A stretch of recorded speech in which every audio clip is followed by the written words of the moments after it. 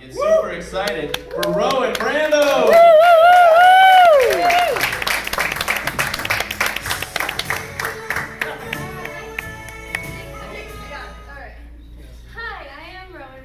And thank you all for coming. You've been small but mighty, and I really appreciate that. I am so happy that it is finally spooky season because it means it's socially acceptable for Fright Night to be my favorite movie for 2 months. I understand that Chris Sarandon is the bad guy in that movie, but I don't agree. He's too sexy. It's confusing to me. I am gay, and I guess that's kind of what happens when Smithers is your favorite character growing up. Coming out as gay wasn't super hard to my parents, but coming out as a comedian was a different story. They were like, have you tried not being a comedian? And I was like, you showed me Monty Python and the Holy Grail when I was like 11. Like, the signs were there. You can trace it back. But I love British comedy. Many of my favorite actors happen to be British. And without fail, my mother assumes that they're gay. I know, she's like, Richard Iowati, oh yeah, he's gay. I'm like, no, Mom, he's been married to his wife for like over a decade.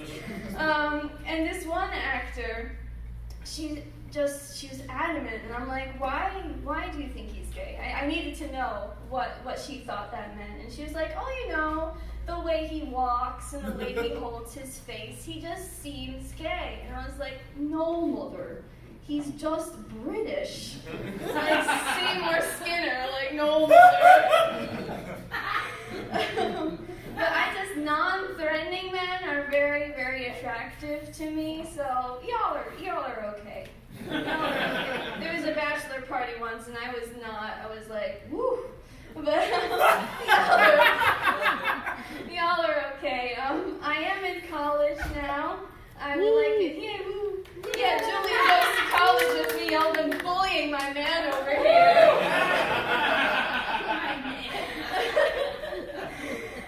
But my character arc kind of went in a circle since I was 4th grade. Like, it was like Crash Bandicoot, Grand Theft Auto, Crash Bandicoot. Woo! Like, in middle school, people were like, oh, Rowan, you are so innocent. And so I was like, oh, no. I'll play Grand Theft Auto, and I'm going to become a juggalo. How about that? And I was really bad at both of those things. I did the clown face once for a juggalo, and I posted a picture of myself on the Facebook. And I was like, yeah, juggalo. And my dad was like, to my mom, he's like, Rowan is throwing gang signs. And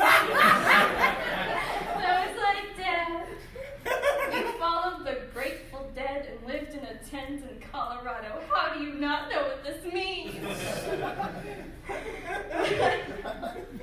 But I have returned to Crash Bandicoot because Grand Theft Auto was a story.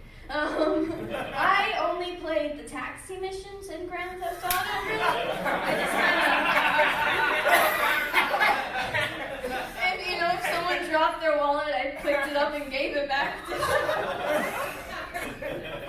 I like following the rules. I rebel against rebellion. Over this summer, I was super lonely, and I kind of walked down the street like someone who had a favorite serial killer. And I have Dennis Nilsson's favorite music playlist saved on my Spotify for research. But I don't have a favorite serial killer, but Etsy seems to think I do. Because on my homepage, they were recommending me a John Wayne Gacy themed Valentine's Day card. And the card read, roses are red, violets are blue. I have a place under the floorboards for you. It felt like a judge of my character that Etsy thought I would, one, purchase this, and two, give it to someone I love. Like, no thanks. I do have some advice. I know you didn't come to an open mic. I'm not doing that. This is a showcase. I know you didn't come to a showcase to hear an 18-year-old give you some advice, but here it goes. Don't date someone who doesn't like you. It sounds like the easiest thing in the goddamn world, but it is so tricky.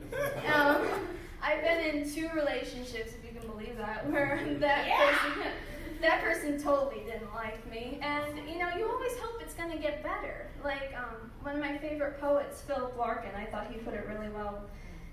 He's like, you may have thought things would come right again if you could just keep still and wait. And I'm like, it's not coming right again, Phil. But my third therapist, she said to me, she was like,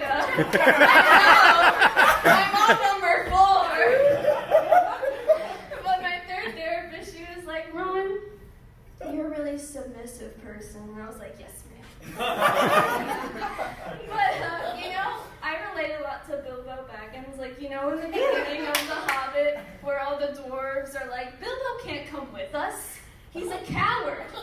He's weak. He can't defend himself. And Bilbo's like, excellent point. Absolutely. But I do love Bilbo Baggins because he goes anyway, and he's so excited when we're just on his side.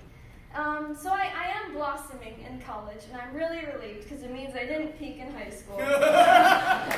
Genuine fear. It was a genuine fear, like getting scurvy is a genuine fear of mine. It affects all of my choices in everything. Like, I can't have 2 potatoes in one tray. I will get scurvy. I wrote my first English paper on comedy, like a nerd, and I got an A. If I got an F, I probably would have reconsidered my career choices. But, I do kind of still see myself as being submissive and shy, but I'm in a play at the moment. It's called The Living, and it's playing at College of DuPage in October. And being in this play and being around all my castmates for like 3 hours a day, it's like, folks, I think they actually like me.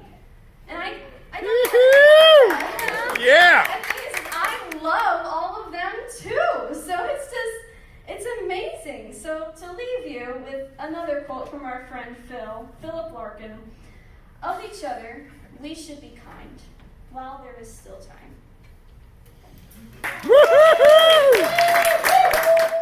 Do you believe in kissing, honey? You bet I do.